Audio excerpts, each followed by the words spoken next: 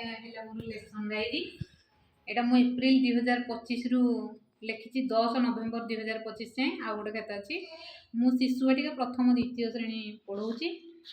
से मु प्रथमे बालबाटिका समय सारणी लिखिदेची। एपटे तार टाइम को टाइम रे को पीरियड कौन कौन विषय पढ़ा से लिखी। यहाँ हूँ प्रथम द्वितीय तृतीय मौलिक साक्षरता और संख्याज्ञान दैनिक कार्यसूची।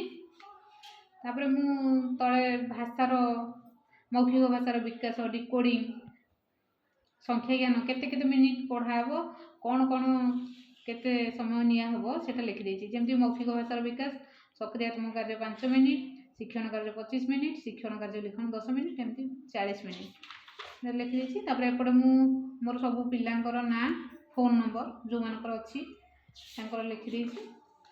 तापर मु एप्रिल 2 टू एठी लेसन डायरी लिखिबा आरंभ करछि।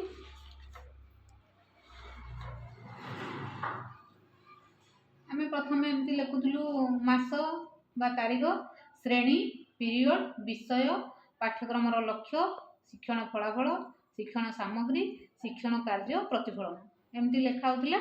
किंतु आमर एमसीएम रे सीएससी आलोचना करथिले नूतन लेसन डायरी लेखा से अनुसार आम नवेम्बर मासरू लिखिलु।